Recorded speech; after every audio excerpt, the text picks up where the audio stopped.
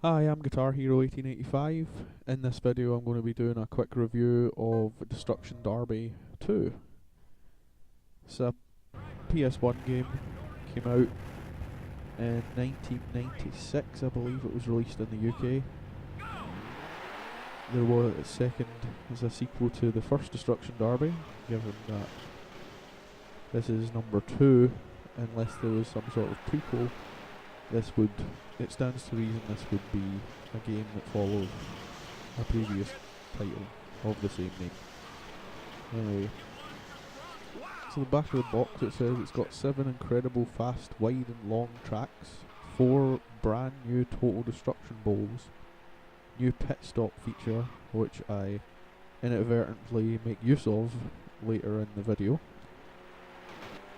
It's got cars, jump, flip and roll, flames, debris and flying wreckage. Extreme punishment for cars. And yeah, it's exactly what it says on the back of the box, really. Debris flies everywhere when you crash into people. The control is actually alright. It's total arcade. It's not anywhere near as stiff as something like Ridge Racer. It's definitely got a better feel, for me anyway, than Ridge Racer has. The graphics are pretty sweet, very nice. It's basically a fun arcade racing game. Good sense of speed, and the jumps are nice. The cars are quite hard to control, to be honest. And you got a damage meter on the side, and it gives you an indication of what parts of the car is damaged at either the front or the sides. And you can actually crash out in the game, which is like you can total your car, like Talk a Race Car Driver or Talk a Racing, where you could actually cripple your car. I end up with 2 wheels missing by the end of the race, which I thought was pretty funny, so it's quite nice. It's not so good for driving. If you lose a left wheel, it's pretty difficult to turn. I don't know, I guess it would be right. And if you lose both wheels, well, turning's a bit of a tricky situation, really. So I ended up going into the pit. You have to press the X button to as fast as you can, which adds an extra wee element to it in order to fix your car. The quicker you press X, the more times, then the more of your car gets fixed. Nice wee crash there with it flying into the air. The physics, I don't know how realistic they are. Evidently not very, but they're fun physics.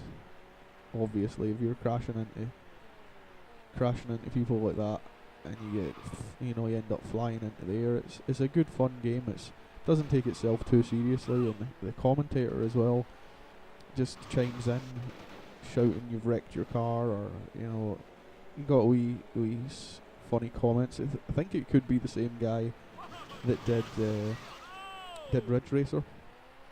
Sounds quite a bit like him anyway. You've got a selection of different courses. If I remember, I played this years ago, back when the PlayStation was pretty new. Borrowed it from a friend of mine. Played it a couple of times with a friend of mine as well, and I didn't really like it at the time. I found it to be really difficult, but going back to it now, I guess I've evolved as a gamer. I find it a bit easier. You wouldn't know it from the way I finished 20th, and yeah, it is a fun game. You've got a few different tracks to unlock. I believe you have to unlock the more advanced stages. I think there are 3 different classes of car you can select from: amateur, professional, or I think it would be beginner or intermediate or something. I think there's 3 tiers of the cars, maybe 3 that it's actually from amateur to pro, and then like advanced. I think it could go to advanced. rather than starting at a lower level or having an extra class lower. I think the class is the one that's locked. It's the higher class. There's several Destruction Derby bowls where it's an all-out wreck each other situation, and you've got the race mode as well. You've also got a time trial mode where you're on the track yourself and you just have to beat your best lap, do your best lap you can.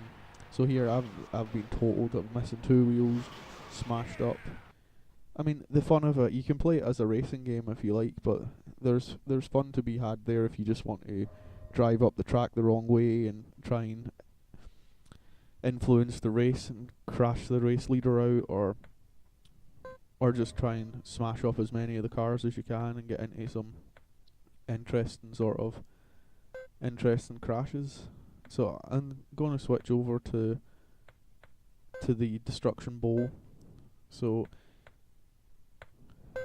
you got a replay function as well in the game, and as I said, there's unlockable Destruction Bowls. I guess you have to try and finish first, or perhaps first, second or third. I haven't played much of it.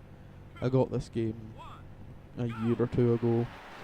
I've played it basically once since I've got it, and I just saw it second hand, picked it up, knew about it from back in the day. I got it for £1, £1, you can't go wrong. And it came with it's the double box. It's the actual one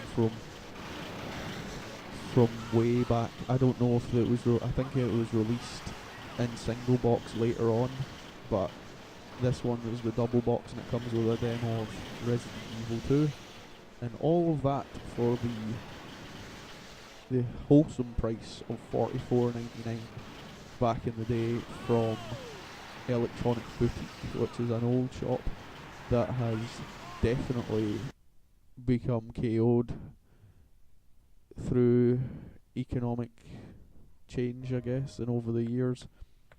It's apparently the lowest price guarantee of $44.99 in that shop. I don't know about that. Maybe that's something to do with why they're not in business anymore. Pretty sure that this must have been quite early on in the PlayStation's life. It's 45 quid. It's a lot of money for a game. This is the way it works now as well, when brand new games are 45 quid or something is the standard. And there's another sticker on here on the box as well, and it says it's $14.99 when you trade in 2 working video games of this same format, complete with box and instructions. See titles excluded, ask staff for details.